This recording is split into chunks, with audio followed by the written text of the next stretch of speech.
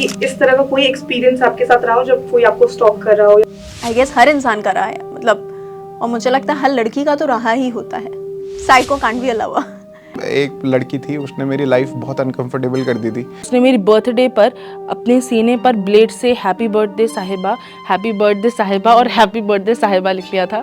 तो इस तरह के एक्सपीरियंस कितने ट्रॉमेटाइजिंग होते हैं यार मतलब वो ट्रॉमा तो था ही। आपको समझ नहीं आता है उस वक्त कैसे रिएक्ट करना है। वन साइडेड लव को बहुत ही रोमांटिसाइज कर रखा है बॉलीवुड मूवीज ने। वो लड़का कुछ नहीं कर रहा था, वो उसको स्टॉक कर रहा था।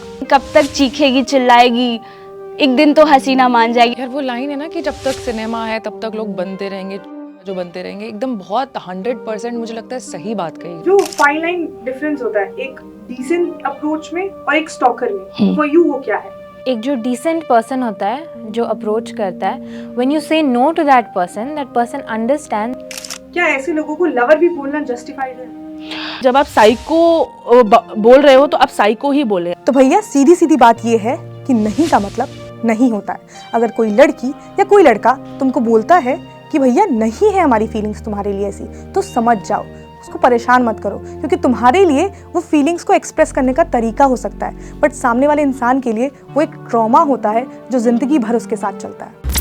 कि इस तरह का कोई एक्सपीरियंस आपके साथ रहा हो जब कोई आपको स्टॉक कर रहा हो? उस टाइम एक लड़का था मेरे स्कूल में और उसने मेरी बर्थडे पर अपने सीने पर ब्लेड से हैप्पी बर्थडे साहिबा और हैप्पी बर्थडे साहिबा लिख लिया था। There was this guy when I used to go to school, तो मैं अपने घर की गली से जब मेन रोड तक आती थी तो he always used to stand there with his bike and friends and he used to follow me till my school. Instance हुआ था कि मतलब एक लड़की थी, उसने मेरी लाइफ बहुत अनकंफर्टेबल कर दी थी। वो नोएडा से गुड़गांव पहुंच जाए, जो कि वो बिल्कुल ट्रैवल नहीं करती, तो ऐसे ऐसे चीज़ें मेरे घर के नीचे आ जाना, मेरे को नॉन स्टॉप मेरे घर पे कॉल कर देना, पता नहीं कहाँ से नंबर निकाल के मैंने नहीं दिया। 5 साल पहले की मैं उस वक्त इंटर्नशिप कर रही थी, बिल्कुल नया जॉब था, बिल्कुल नया माहौल था। आप सबसे बात करते हो, इसी बीच में एक मेरे कोवर्कर थे, काफ़ी सीनियर थे, उन्हें मैं पसंद आ गई थी।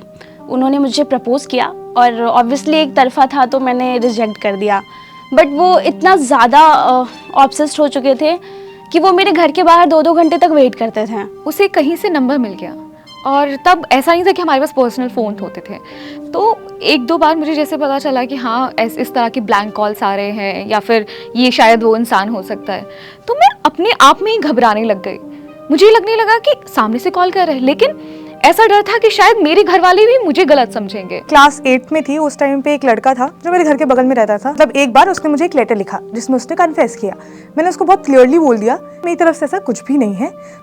उसको एक छोटी सी बात ये समझ नहीं आई। I slapped him because I was very overwhelmed, but उसको वो नहीं समझ आया था और फिर आगे भी मतलब उसने स्टॉक किया था, ऐसा नहीं है। मैंने कई बार ऐसा किया है कि मैं सुबह उठती थी, मैं जानती थी कि मैं साइकिल से स्कूल जा सकती हूँ, मैं नीचे जाके साइकिल की हवा निकाल देती थी कि शायद साइकिल पंचर है। So I used to ask my father, आप मुझे स्कूल ड्रॉप कर देंगे? उन्होंने ऑफिस में काम करना मतलब मुश्किल कर दिया था, घर से बाहर निकलना मुश्किल कर दिया था। बट वो हर 1 महीने 2 महीने 3 महीने पे वो बार बार वो चीज़ें करता रहता था। फिर 11th में ये हुआ, मुझे याद है कि मैं स्कूल से आई उस दिन, चौथे दिन की बात है, 11th के टाइम पे मैं स्कूल से आई, मैंने अपना बैग रखा, मैं उसके घर पे गई और उसके घर वाले थे, उसका भाई था, और मैंने उन सबके सामने उसको थप्पड़ मारा। आपको डर लगता है, मतलब मैं जानती हूँ कि आज की सिचुएशंस शायद पहले की सिचुएशन से ज़्यादा ग्रूसम हो चुके हैं, लोग बहुत ज़्यादा वायलेंट हो चुके हैं, जैसा कि अभी हमने दिल्ली वाले केस में देखा, मगर डर तो आप में होता ही है, क्योंकि आप नहीं जानते हो कि सामने वाला किस तरीके से रिएक्ट करेगा, वो किस एक्सटेंट तक जा सकता है, आप ये नहीं जानते हो। जो फाइन लाइन डिफरेंस होता है एक डिसेंट अप्रोच में और एक स्टॉकर में, फॉर यू वो क्या है?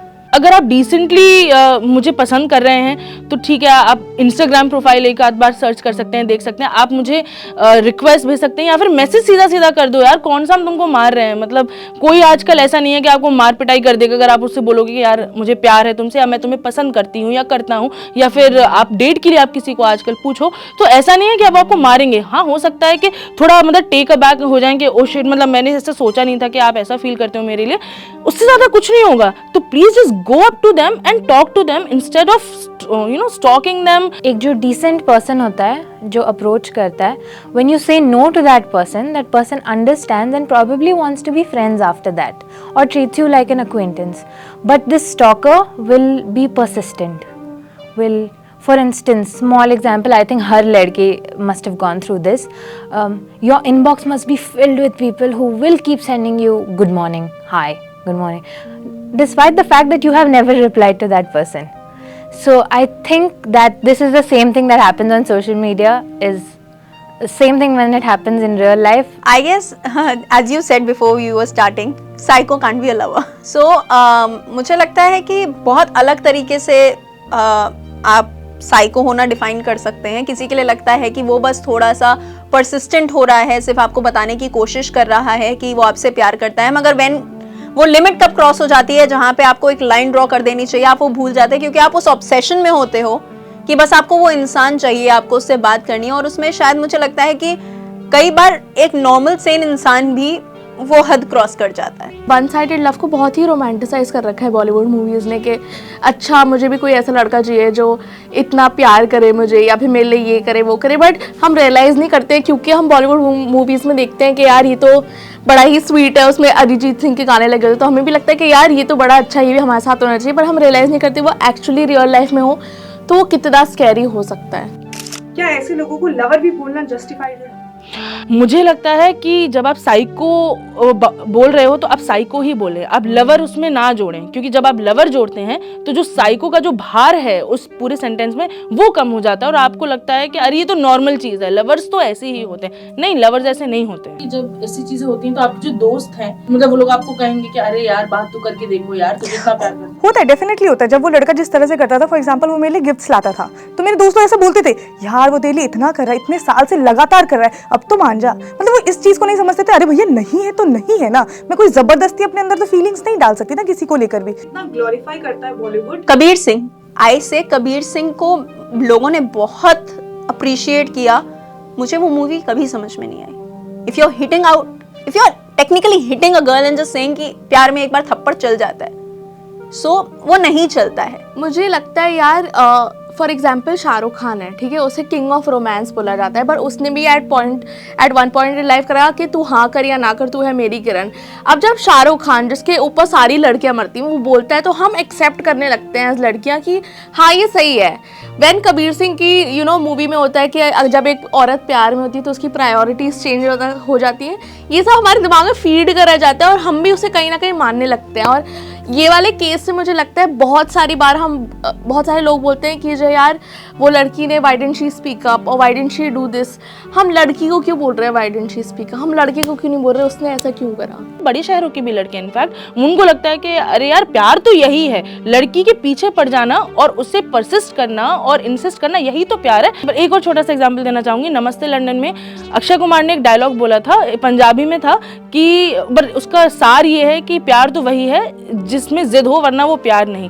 तो I don't agree with this. अगर जिद करके आप प्यार कर रहे हो तो वो प्यार नहीं है, वो साइकोटिक बिहेवियर है। अगर आपको लग रहा है कि लड़की को ऐसे स्टॉक करना, उसको ऐसे परेशान करना will turn his feelings around for you, I am sorry, but a educated, literate woman will never even look at your face. इस तरह के केसेस में अपने पेरेंट्स से बात करना बहुत ज़्यादा इंपॉर्टेंट होता है। फॉर एग्जाम्पल अगर मैं क्लास 8th में अपने माँ बाप से बात कर लेती तो शायद मेरा जो वो 4 साल का ट्रॉमा था वो ट्रॉमा नहीं हो पाता, उसी टाइम पे उसी दिन वो चीज़ खत्म हो जाती। तो इस तरह के एक्सपीरियंस कितने ट्रॉमेटाइजिंग होते हैं। आइडिया ऑफ यू कोई इतना ज़्यादा सीरियसली ले रहा है कि वो अपने आप को हर्ट कर रहा है, तो वो एक बहुत ही ज़्यादा आपके लिए एक बहुत ही ज़्यादा ट्रॉमेटिक एक्सपीरियंस हो जाता है, क्योंकि आपको लगता है कि अरे यार अभी ये कर रहा है, कल को कुछ हो जाए तो आप गिल्ट में आ जाते हो कि यार मैंने अगर कुछ बोल दिया तो ये तो मतलब खामा खा कुछ और कर ले, मतलब सुसाइड कर ले, कुछ कर ले, खुदा ना खास्ता। तो मेरे ख्याल से वो बहुत ट्रॉमेटिक होता है यार।